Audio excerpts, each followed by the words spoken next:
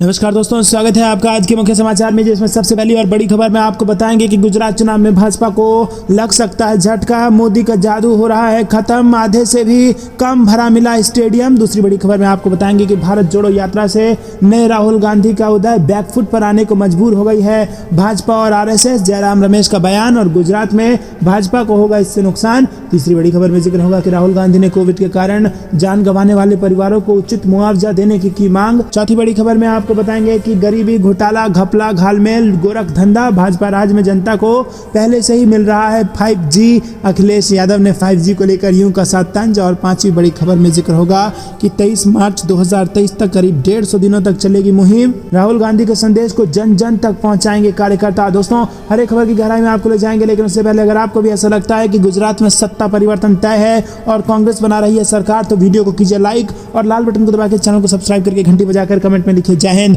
रुक करते हैं सबसे पहली और बड़ी खबर की तरफ, जिसमें आपको बता दें कि भारत जोड़ो यात्रा से जहां एक तरफ राहुल गांधी की लोकप्रियता में जबरदस्त उछाल आ रहा है, तो वहीं भारतीय जनता पार्टी को बड़ा नुकसान होने की संकेत गुजरात में दिखाई दे रहे हैं। और दोस्तों, आपको बता दें कि पीएम मोदी जिस स्टेडियम में रैली कर रहे थे, भाषण दे रहे थे, उस स्टेडियम को वो आधा भी नहीं भर पाए। और इसी का एक वीडियो कांग्रेस पार्टी ने गुजरात के ट्विटर हैंडल पर इसको शेयर किया है, जिससे एक तरफ तो राहुल गांधी के पीछे चल रही जन सैलाब को दिखाया गया है और दूसरी तरफ आधा भरा स्टेडियम जो कि पीएम मोदी का भाषण सुन रहा था, उनको दिखाया गया है। तो दोस्तों, क्या वाकई में बदलाव की लहर बह चुकी है और सत्ता परिवर्तन गुजरात में तय है? आपको क्या कुछ लगता है कमेंट में बताइए। रुक करते हैं अगली बड़ी खबर की तरफ। भारत जोड़ो यात्रा से नए राहुल गांधी का हो रहा है उदय, बैकफुट पर आने को मजबूर हो गया है बीजेपी और आरएसएस। जयराम रमेश ने दिया यह बयान। जी हां दोस्तों, कांग्रेस नेता राहुल गांधी की अगुवाई में निकाली जा रही भारत जोड़ो यात्रा इन दिनों भाजपा शासित राज्य कर्नाटक में है और बारिश के कारण शनिवार को इस यात्रा में देरी हुई। लेकिन दोस्तों, आपको बता दें कि राज्य में भाजपा की सरकार होने के बावजूद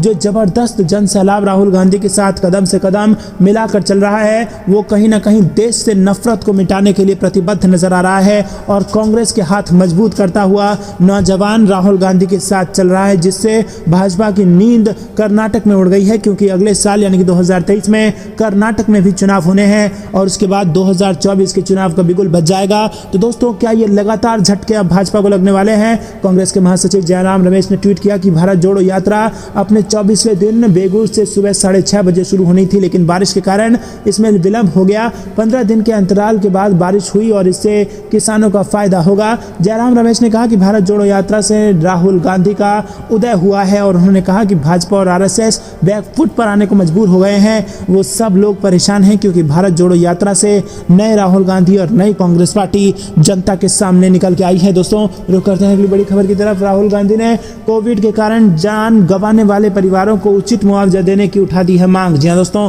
कांग्रेस नेता राहुल गांधी ने कोविड-19 से जान गंवाने वाले लोगों के परिवारों के लिए शनिवार को उचित मुआवजे की मांग की और प्रधानमंत्री नरेंद्र मोदी से पूछा कि आप उन्हें उनका हक क्यों नहीं दे रहे। गांधी ने भारत जोड़ो यात्रा के दौरान कर्नाटक के गुंडलुपेट में ऑक्सीजन की कमी के कारण जान गंवाने वाले कोरोना वायरस मरीजों के परिवार के सदस्यों से शुक्रवार को बातचीत की। बातचीत का वीडियो साझा करते हुए पूर्व कांग्रेस अध्यक्ष ने शनिवार को ट्वीट किया कि प्रधानमंत्री प्रतीक्षा की सुनिए, जिसने भाजपा सरकार के कोविड कुप्रबंधन के कारण अपने पिता को गंवा दिया। गांधी ने कहा कि उसने अपनी पढ़ाई तथा परिवार की जरूरतें पूरी करने के लिए सरकार से मदद की गुहार लगाई थी। रुक करते हैं अगली बड़ी खबर की तरफ। गरीब, घोटाला, घपला, घालमेल, गोरखधंधा, बीजेपी राज में जनता को पहले से ही मिल रहा है 5G। अखिलेश यादव ने यूं कसा तंज। जी हां दोस्तों, समाजवादी पार्टी के मुखिया अखिलेश यादव ने 5G की लॉन्चिंग को लेकर बीजेपी सरकार पर हमला बोला।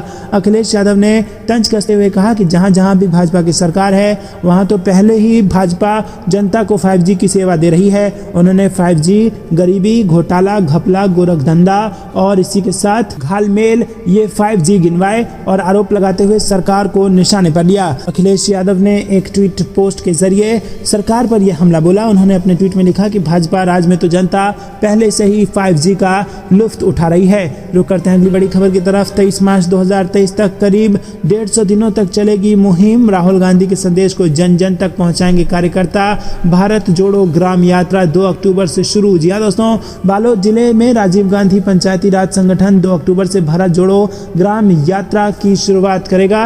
ये यात्रा 2 अक्टूबर से शुरू होकर 23 मार्च 2023 तक करीब 150 दिनों तक चलेगी। कांग्रेस नेत्री चंद्रप्रभा सुधाकर ने बताया कि जिला कांग्रेस कमेटी और पंचायती राज संगठन संयुक्त रूप से भारत जोड़ो यात्रा की शुरुआत करेगी। तो दोस्तों, ये बड़ी खबर आ रही है छत्तीसगढ़ से, जहां पर अब भारत जोड़ो ग्राम यात्रा शुरुआत इसकी की जाएगी। रुक करते हैं अगली बड़ी खबर की तरफ। कांग्रेस का मास्टर स्ट्रोक, यूपी की सियासत में अनूठा प्रयोग कर जातीय समीकरण साधने की है कांग्रेस की कोशिश। जी दोस्तों, उत्तर प्रदेश विधानसभा में कांग्रेस के निराशाजनक प्रदर्शन के बाद अब पार्टी ने संस्था में कई बड़े बदलाव किए हैं। कांग्रेस हाईकमान ने यूपी में जहां नया अध्यक्ष बनाया, तो वहीं पहली बार प्रांतीय स्तर पर भी 6 अध्यक्षों की नियुक्ति की गई है। यूपी में कांग्रेस का ये अनूठा प्रयोग बताया जा रहा है। दोस्तों, रुक करते हैं अगली बड़ी खबर की तरफ। बिहार में सियासी तूफान आने वाला है। 54 दिन बाद आरजेडी ने फिर किया सभी नेताओं को खामोश। जी हाँ दोस्तों, आरजेडी के प्रदेश अध्यक्ष जगदानंद सिंह के बयान पर बिहार में सियासी बवाल जारी है। तेजस्वी यादव से लेकर नीतीश कुमार तक सफाई दे चुके हैं और इस सब के बीच आरजेडी ने एक पत्र जारी कर पार्टी के तमाम नेताओं को कहा है कि वो गठबंधन सरकार और नेतृत्व के बारे में एक शब्द भी ना बोलें। जो बोलना होगा वो तेजस्वी यादव बोलेंगे। गौरतलब है कि इसी तरह का फरमान उस वक्त भी जारी किया गया था जब बिहार में सत्ता परिवर्तन होना था। नीतीश कुमार के पाला बदलने से पहले 8 अगस्त 2022 को आरजेडी ने अपने तमाम नेताओं से कहा था कि जो भी बोलना होगा तेजस्वी यादव ही बोलेंगे, अन्य नेता कुछ भी मीडिया में बयान नहीं देंगे। और अब 54 दिन बाद एक बार फिर आरजेडी ने सभी नेताओं को खामोश कर दिया। तो दोस्तों, यही कमजोरी थी भाजपा में। भाजपा का कोई भी छोटा मोटा नेता निकल के नीतीश कुमार के बारे में फालतू बोल दिया करता था और भाजपा का जो आला कमान हुआ करता था वो आंख मूंद के उसका मजा लिया करता था। लेकिन आरजेडी ने इसमें सुधार करके ये बड़ी यहाँ पर अपनी एक पहल दिखाई है और कहा है कि जो कुछ भी गठबंधन के बारे में, सरकार के बारे में और नेतृत्व के बारे में बोला जाएगा वो सिर्फ और सिर्फ तेजस्वी यादव बोलेंगे और इसके अलावा कोई भी नेता फालतू की बात नहीं करेंगे। रुक करते हैं अगली बड़ी खबर की तरफ। अमित शाह के दौरे से पहले जेडीयू ने कर दी है बड़ी मांग।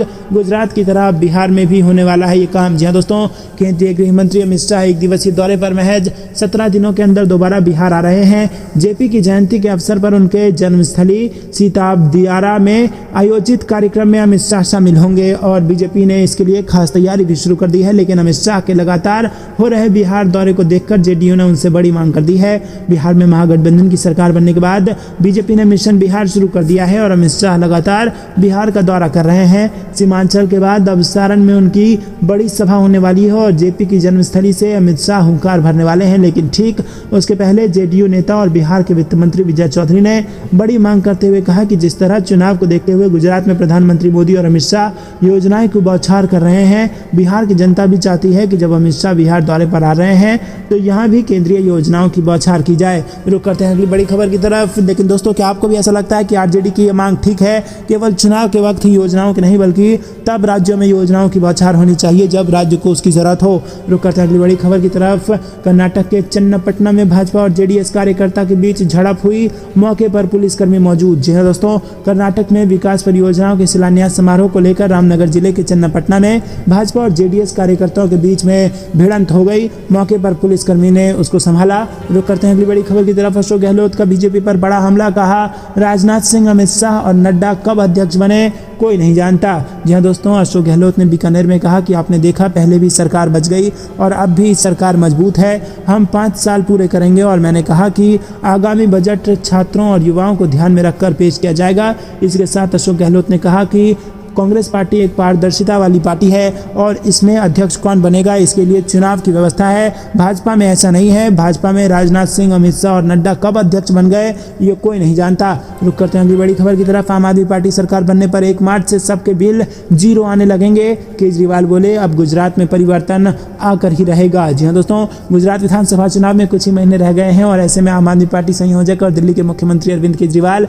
पंजाब के मुख्यमंत्री भगवंत मान के साथ राज्य के 2 दिवसीय दौरे पर हैं। अरविंद केजरीवाल ने कहा कि आम आदमी पार्टी दिसंबर में सत्ता में आने पर हर गांव में सरकारी स्कूलों का निर्माण करेगी और कच्छ जिले के हर कोने में नर्मदा का पानी पहुंचाएगी। पिछली बार जब मैं गुजरात आया था तो एक आदमी मेरे पास आया और कहा कि जब वो बीजेपी के लोगों के पास नौकरी के लिए गया तो उसे निकाल दिया गया। मैं कहना चाहता हूं कि ये लोग कोई काम नहीं करना चाहते हैं। उनके नेता का बेटा अध्यक्ष बनेगा और अच्छे पदों पर आसीन होगा। वो हमारे बच्चों को गाली देते हैं और उनके बेटे अध्यक्ष बन जाते हैं। रुक करते हैं अगली बड़ी खबर की तरफ। रांची पटना जनशताब्दी एक्सप्रेस ट्रेन पर पथराव, बीपीएससी अभ्यर्थियों ने काटा जमकर बवाल। जी हाँ दोस्तों, बिहार के जहानाबाद में पटना गया रेलखंड पर स्थित मखदुमपुर रेलवे स्टेशन पर शुक्रवार रात बीपीएससी अभ्यर्थियों ने जमकर बवाल मचाया। परीक्षार्थियों ने रांची पटना जनशताब्दी एक्सप्रेस ट्रेन पर पथराव कर दिया। हालांकि इस दौरान किसी को चोट तो नहीं आई, मगर अफरा तफरी का माहौल बन गया। बताया जा रहा है कि नेर हॉल्ट पर एक पैसेंजर ट्रेन से टेम्पो के टकरा जाने से देरी होने पर परीक्षार्थी उग्र हो गए। रुक करते हैं अगली बड़ी खबर की तरफ, जो कि गुजरात से आ रही है, जहां पर आपको बता दें कि बीजेपी से नाखुश हैं गुजरात के लोग। राघव चड्ढा बोले, सीएम केजरीवाल के साथ खड़ी है गुजरात की जनता। जी हाँ दोस्तों, आपको बता दें कि आम आदमी पार्टी के राज्यसभा सदस्य एवं पार्टी के गुजरात मामलों के सह प्रभारी राघव चड्ढा चुनाव प्रचार के लिए अहमदाबाद पहुंचे, जहां एयरपोर्ट पर उन्होंने मीडिया कर्मियों से बात करते हुए अरविंद केजरीवाल के मॉडल ऑफ गवर्नमेंट की तारीफ की और उन्होंने कहा कि पंजाब के जैसी ऊर्जा गुजरात के मतदाताओं में दिखाई दे रही है। उन्होंने कहा कि गुजरात जो बदलाव चाहता है और परिवर्तन के लिए तैयार है। आई लव यू केजरीवाल बोलने के लिए अब गुजरात तैयार है और गुजरात का युवा अब बदलाव चाहता है। रुक करते हैं अगली बड़ी खबर की तरफ। खड़गे और शशि थरूर के बीच होगा कांग्रेस अध्यक्ष का चुनाव, क्यों रद्द हुआ के त्रिपाठी का नामांकन। जी हाँ दोस्तों, आपको बता दें कि कांग्रेस के केंद्रीय चुनाव प्राधिकरण के अध्यक्ष मधुसूदन मिस्त्री ने शनिवार को मीडिया में बात करते हुए कहा कि कल 30 सितंबर को हमें 20 फॉर्म मिले थे और वो फॉर्म सही है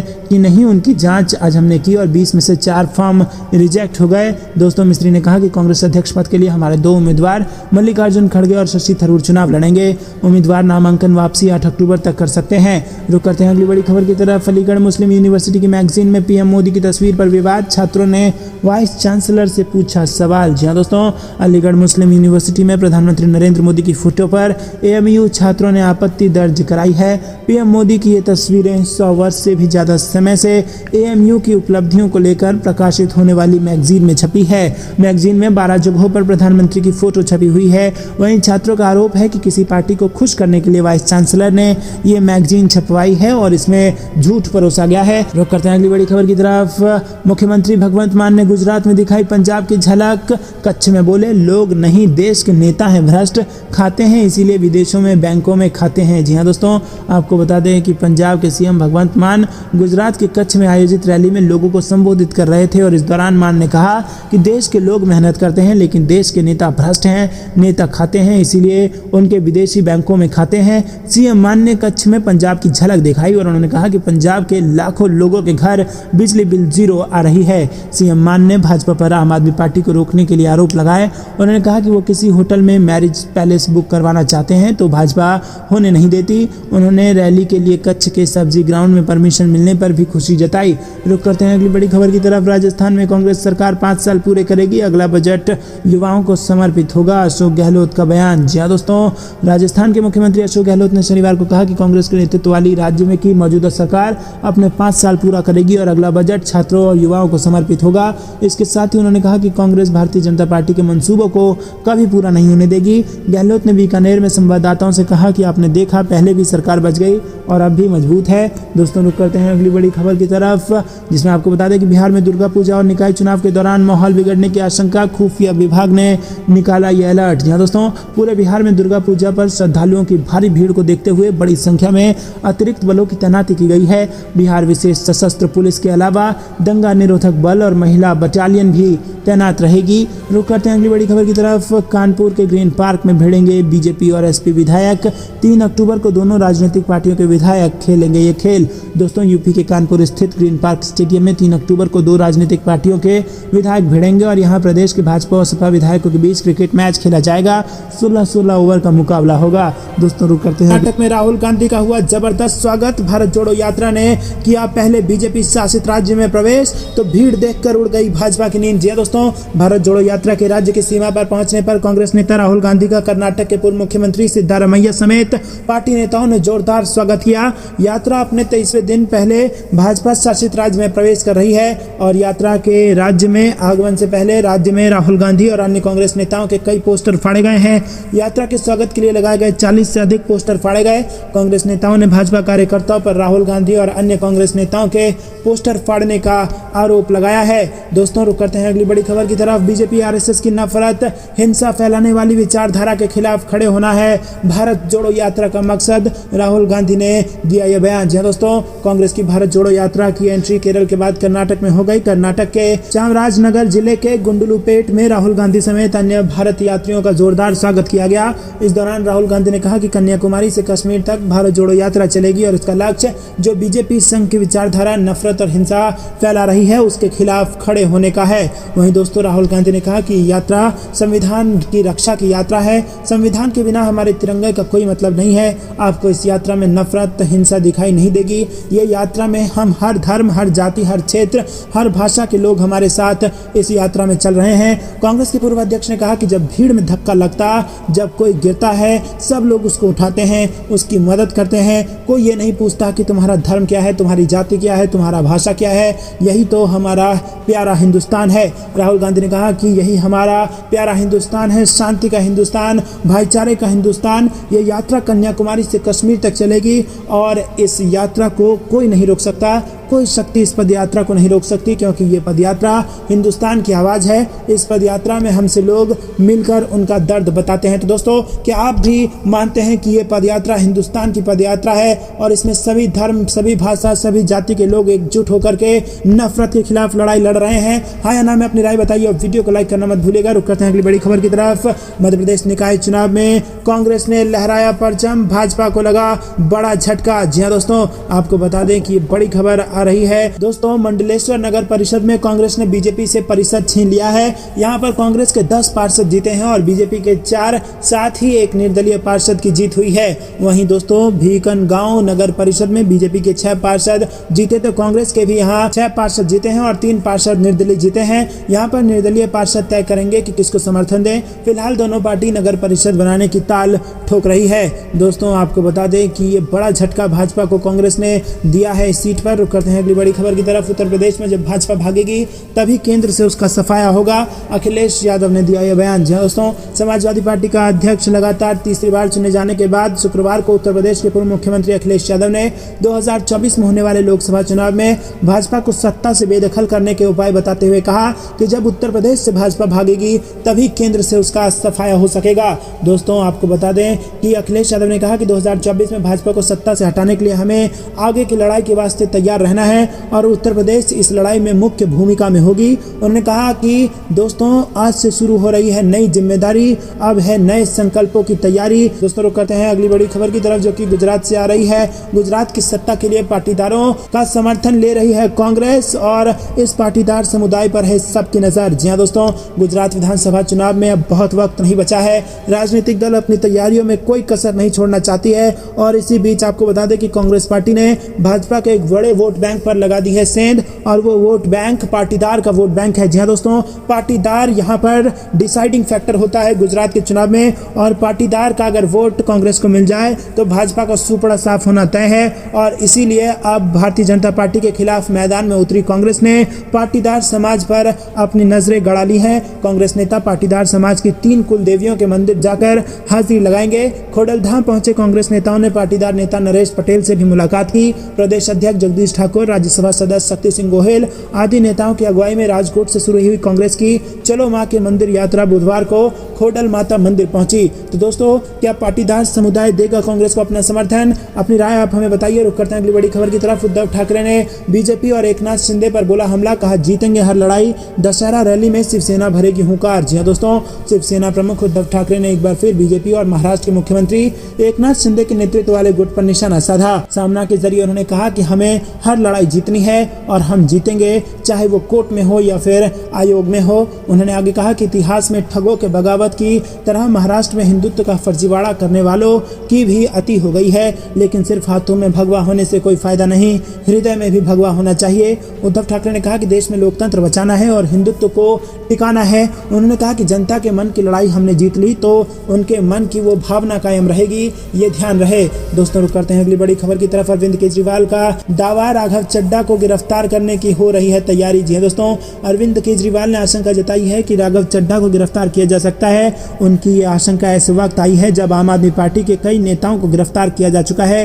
केजरीवाल ने राघव की गिरफ्तारी की आशंका ऐसे समय पर जताई है जब पार्टी के कई नेता केंद्रीय जांच एजेंसियों के घेरे में हैं। रुक करते हैं अगली बड़ी खबर की तरफ। एक बार फिर आंदोलन की राह पर किसान नेता ने दिए संकेत, कहा किसानों के साथ धोखा कर रही है सरकार। जी दोस्तों, किसान एक बार फिर आंदोलन की राह पकड़ सकता है, इसके संकेत किसान नेता राकेश टिकैत ने दे दिए हैं। दरअसल भारतीय किसान यूनियन के राष्ट्रीय प्रवक्ता राकेश टिकैत अलीगढ़ के टप्पल इलाके में किसान नेता विजय तलाना के यहाँ पहुंचे। इस दौरान एमएसपी के सवाल पर राकेश टिकैत ने कहा कि सरकार किसानों से धोखा कर रही है, बड़े व्यापारियों का फायदा कैसे होगा उस पर काम हो रहा है, उसको सस्ती जमीन सस्ता अनाज देकर फायदा पहुंचाया जा रहा है, सरकार बिजनेसमैन के पक्ष में काम कर रही है।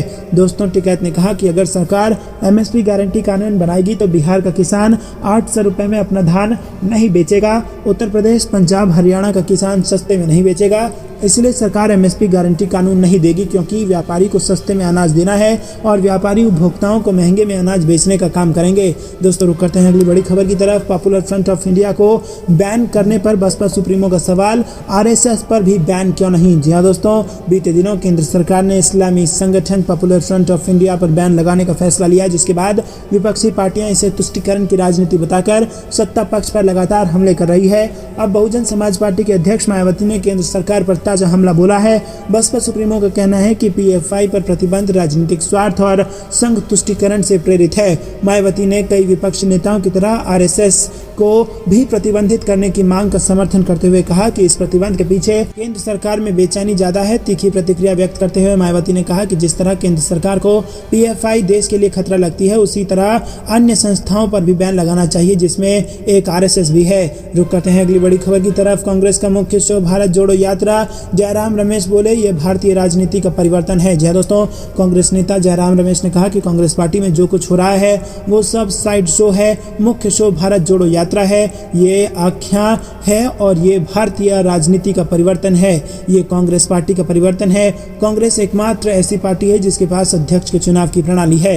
रुक करते हैं अगली बड़ी खबर की तरफ। नेताओं को खरीदने के लिए 500 करोड़ रुपए रखे, हिमाचल प्रदेश में कांग्रेस का बीजेपी पर आरोप। जी दोस्तों, कांग्रेस के राज्य महासचिव और विधायक विक्रमादित्य सिंह ने गुरुवार को आरोप लगाया कि भाजपा ने आगामी हिमाचल प्रदेश विधानसभा चुनाव से पहले कांग्रेस नेताओं को रिश्वत देने के लिए 500 करोड़ रुपए का फंड रखा है। और ये बात विक्रमादित्य सिंह ने गुरुवार को शिमला में पत्रकारों को संबोधित करते हुए कही। उन्होंने कहा कि बीजेपी ने देश भर में कांग्रेस नेताओं को खरीदने के लिए ऑपरेशन लोटस शुरू किया है और कहा है कि कांग्रेस पार्टी उनसे लड़ने से नहीं डरती। रुक करते हैं अगली बड़ी खबर की तरफ, जिसमें आपको बता दें दोस्तों कि पीएफआई पर लगे प्रतिबंध को लेकर राकेश टिकैत ने कह दी बड़ी बात, बीजेपी पर साधा निशाना। जी हाँ दोस्तों, राकेश टिकैत ने बीजेपी पर निशाना साधते हुए कहा कि बीजेपी सिर्फ एक पार्टी का ही राज चाहती है, देश में विपक्ष को खत्म करने की कोशिश हो रही है। और इसी के साथ दोस्तों, बहराइच में टिकैत ने पीएफआई बैन पर प्रतिक्रिया दी और कहा कि अभी और संगठन पर भी बैन लग सकते हैं। तो दोस्तों, इशारों में उन्होंने भी पीएफआई के बाद आरएसएस पर बैन लगाने की बात कही है। रुक करते हैं अगली बड़ी खबर की तरफ। लगेगा महंगाई का एक और झटका, बढ़ सकते हैं सीएनजी और पीएनजी के दाम। जी हाँ दोस्तों, आपको बता दें कि आपने महंगे पेट्रोल डीजल से बचने के लिए सीएनजी कार खरीदी या दिन ब दिन रसोई गैस सिलेंडर के बढ़ते दाम से बेचैन, दिन ब दिन रसोई गैस सिलेंडर के दाम से बचने के लिए घर में पीएनजी कनेक्शन लिया हो, तो संभव है कि आने वाले दिन में इस वजह से हो रही आपकी बचत को बट्टा लग जाए और इसकी वजह नेचुरल गैस की कीमतों में 40% की रिकॉर्ड तेजी आना है। जी हाँ दोस्तों, आपको बता दें कि पेट्रोल डीजल के बाद अब सीएनजी के भी दाम बढ़ने वाले हैं और इतना ही नहीं, एलपीजी सिलेंडर के दाम तो बढ़ ही रहे थे, अब पीएनजी के दाम भी बढ़ेंगे, जिसके बाद लोगों की जेब पे और बोझ पड़ जाएगा। कहते हैं अगली बड़ी खबर की तरफ। छुपे रुस्तम के रूप में तीसरे उम्मीदवार के तौर पर हाईकमान की पसंद बने एकनाथ खड़गे। जी हाँ दोस्तों, बदल दिया पूरा समीकरण। जी हाँ दोस्तों, कांग्रेस अध्यक्ष पद के चुनाव के नामांकन के आखिरी दिन मल्लिकार्जुन खड़गे के नामांकन दाखिल करने के साथ ही अगले अध्यक्ष के चेहरे पर चल रहे सियासी सस्पेंस का पटाक्षेप हो गया। अशोक गहलोत के रेस से हटने के बाद अध्यक्ष पद की दौड़ में शामिल कई नेताओं को पीछे छोड़ते हुए 80 साल के खड़गे ने अपनी निष्ठा और लंबे राजनीतिक अनुभवों के सहारे कांग्रेस के नए अध्यक्ष के लिए नेतृत्व का भरोसा जीत लिया। खड़गे की उम्मीदवारी आश्चर्यजनक रूप से कांग्रेस के लिए राहतकारी दिखी, क्योंकि पार्टी के असंतुष्ट गुट G23 के तमाम नेता न केवल उनके नामांकन पत्र में प्रस्तावक बने बल्कि पर्चा दाखिल करने के दौरान मौजूद रहकर लंबे अरसे बाद पार्टी में असंतोष का दौर थमने की पहली उम्मीद जताई। रुक करते हैं अगली बड़ी खबर की तरफ। नितिन गडकरी ने भी दोहराए वही मुद्दे जिन पर जारी है कांग्रेस की भारत जोड़ो यात्रा। बोले हम गरीबों के अमीर देश। जी हाँ दोस्तों, केंद्रीय सड़क परिवहन एवं राजमार्ग मंत्री नितिन गडकरी ने एक बार फिर से कुछ ऐसा कहा जो शायद पीएम मोदी को पसंद न आए। दरअसल नितिन गडकरी ने देश में बढ़ रहे अमीर गरीब की खाई को लेकर बड़ा बयान दिया है। उन्होंने कहा कि एक समृद्ध देश होने के बावजूद यहाँ के लोग गरीबी, भूखमरी, बेरोजगारी, जातिवाद, अस्पृश्यता और महंगाई का सामना कर रहे हैं। यहाँ अमीर और गरीब लोगों के बीच की खाई और गहरी होती जा रही है और इस खाई को पाटने की जरूरत है। नितिन गडकरी गुरुवार को नागपुर में राष्ट्रीय स्वयंसेवक संघ से संगठन भारत विकास परिषद के एक कार्यक्रम को संबोधित कर रहे थे। उन्होंने कहा कि देश के 124वें आकांक्षी जिले सामाजिक और शिक्षा और स्वास्थ्य के मामले में पिछड़ रहे हैं। देश में शहरी क्षेत्र में खूब विकास हुआ, लेकिन ग्रामीण इलाकों में सुविधाओं और अवसरों की कमी के कारण एक बड़ी आबादी शहर की ओर पला